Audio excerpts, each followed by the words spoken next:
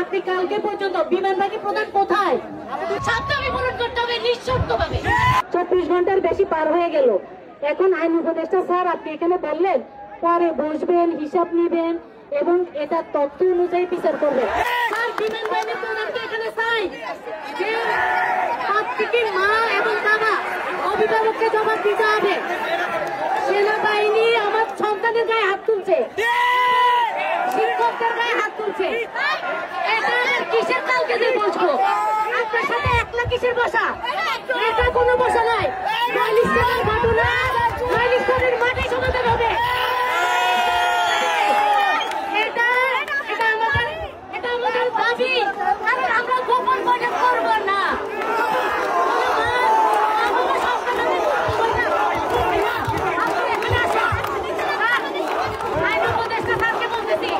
আপনি যদি একটা বাবা হয়ে থাকেন, একজন স্বামী হয়ে থাকেন, আপনি লিখে আসেন আমাদের সন্তানদের মাঝে আজকে হিসাব দিয়ে যাবেন।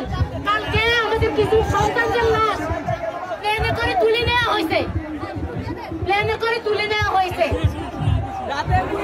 এখন আমার পোশাকটা হইল আমার সন্তানের দাবি অনেক। সাবধানে পূরণ করতে হবে নিঃশর্তভাবে।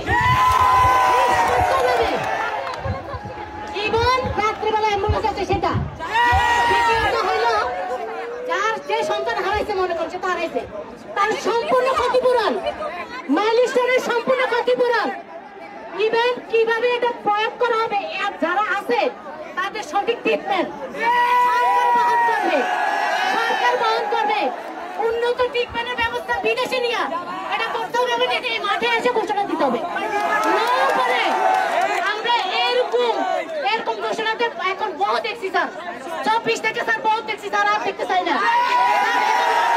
আমি একটা মা আর একটা মাকে নিয়ে কথা বলছি, একটা বাবাকে, আমার সন্তান অক্ষত আছে, আমি আবারও বলছি আমি আমার আরেকটা সন্তান জানাচ্ছি, আমার একটা বোন